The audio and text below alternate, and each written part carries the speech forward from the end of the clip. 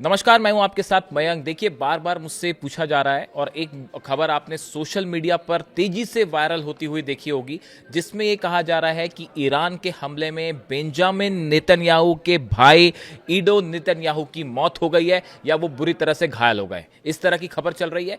एक social media पर और दावे हो रहे हैं जिसमें यह कहा गया है कि इटामार बेन-ग्विर जो है minister of national security Israel के, इनकी भी हमले में मौत हो गई है या वो घायल हो गए। इस तरह की खबरें आपने पिछले चंद घंटों में तेजी से देखी होगी। ईरान की एक न्यूज एजेंसी ने तो यहां तक दावा कर दिया कि जो है हमले में नेतन्याहू को टारगेट करके फिर से हमला किया गया है। वहीं इसी बीच ईरान की एक न्यूज एजेंसी की तरफ से भी एक सनसनीखेज दावा किया जा रहा है और यह कहा गया है कि नेतन्याहू पर एक बार फिर से हमला हुआ है। इस तरह का दावा ईरान की एक न्यूज एजेंसी की तरफ से किया गया है और उसके बाद सोशल मीडिया पे लगातार ये सवाल पूछे जा रहे हैं कि क्या वाकई नेतन्याहू पर हमला हुआ। देखिए, जो दावा किया गया ईरान की एक न्यूज एजेंसी की तरफ से, उसमें यह कहा गया कि एक बंकर जिसमें नेतन्याहू थे उसके ऊपर ईरान की मिसाइल गिरी है। इस तरह की बात कही जा रही है। देखिए, ईरान की इस न्यूज एजेंसी की तरफ से कई सवाल उठाए गए हैं। उनकी तरफ से पूछा जा रहा है कि पिछले 4 से 5 दिनों में नेतन्याहू का ना तो कोई वीडियो सामने आया है, ना वो सार्वजनिक रूप से कहीं दिखे हैं। ये भी सवाल पूछा जा रहा है कि स्टीव विटकॉफ और जेरेड कुशनर का जो है इजराइल जाने का प्लान बन रहा था, दौरा उनका होने वाला था, लेकिन अचानक उन्होंने ये दौरा क्यों कैंसिल कर दिया। इसके साथ बड़ी खबर आई है कि इजराइल के कई शहरों में, खास तौर पर तेल अवीव में जो सीसीटीवी फुटेजेस लगे, सीसीटीवी कैमरे लगे हैं, उन सबको हटाया जा रहा है ताकि कोई भी जानकारी बाहर ना जाए। यहां तक कि कवरेज करने से भी, मीडिया को भी कवरेज करने से रोका जा रहा है। इस तरह की बात कही जा रही है। ये सब की सब चीजें बेहद संदेहास्पद हैं, इसमें कोई शक नहीं है। लेकिन मैं यहां आपको साफ करना चाहूंगा कि अभी किसी भी इंडिपेंडेंट सोर्स के जरिए इस तरह की किसी बात का कोई कंफर्मेशन नहीं आया है। ये क्लेम अभी ईरान की एक न्यूज एजेंसी की तरफ से किया गया और सोशल मीडिया पर लगातार इस तरह की बातें हो रही है, इस तरह के दावे हो रहे हैं कि एक बार फिर नेतन्याहू को टारगेट करने की कोशिश की गई है और एक मिसाइल जो कि बंकर के ऊपर गिरी, उस बंकर के अंदर नेतन्याहू अपने साथियों के साथ मौजूद थे। इस तरह के दावे हो रहे हैं, लेकिन ये दावे फिलहाल सोशल मीडिया तक हैं और इस दावे का कहीं कोई इंटरनेशनल इंडिपेंडेंट एजेंसी की तरफ से कोई कंफर्मेशन नहीं आया। ये बात मैं अभी फिलहाल साफ कर देना चाह रहा हूं। यानी सोशल मीडिया पे आप देखें, इस तरह की तमाम खबरें भरी हुई हैं, लेकिन चूंकि मुझसे बार बार ये सवाल पूछा गया कि वाकई क्या ऐसा है कि क्या नेतन्याहू के भाई पर हमला हुआ है, मैं आपको एक बात साफ कहना चाहूं, इस समय ऐसे कोई भी रिपोर्ट ऑफिशियली नहीं आई है सामने। इस समय इजराइल का जो हाल है वो देखिए आप, इजराइल में भयंकर तबाही मची हुई है, ये बात सच है। और ईरान की तरफ से एक बार में सैकड़ों मिसाइल्स फायर हो रही हैं। किस वक्त हमले हो रहे हैं, कहां हमले हो रहे हैं, इसके बारे में कोई जानकारी साफ निकालना बेहद मुश्किल है, क्योंकि इजराइल ने इन खबरों को सामने आने से पूरी तरह से प्रतिबंध लगा रखा है।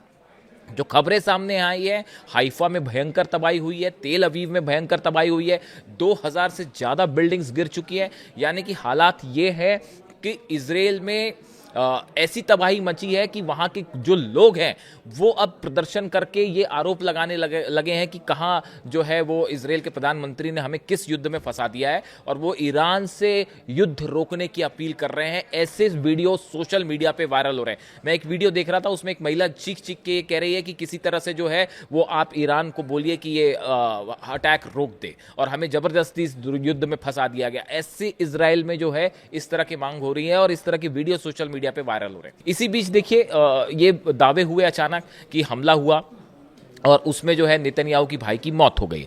लेकिन इजराइल से जो खबरें हैं या जो सोर्सेस से खबर है, कहीं पे भी अभी इस बात को लेकर कोई कंफर्मेशन नहीं आया है कि क्या वो हमले में घायल हैं या उनकी मौत हुई है। इस तरह के दावे ईरान की कुछ न्यूज़ एजेंसीज ने किए हैं और इस तरह के दावे जो है वो सोशल मीडिया प्लेटफॉर्म पर हो रहे हैं। लेकिन ये जिम्मेदारी है आपको बताना कि अगर जब इसको चेक करने की कोशिश की जा रही है तो इस तरह की किसी बात पर कोई कंफर्मेशन अभी तक सामने नहीं आया।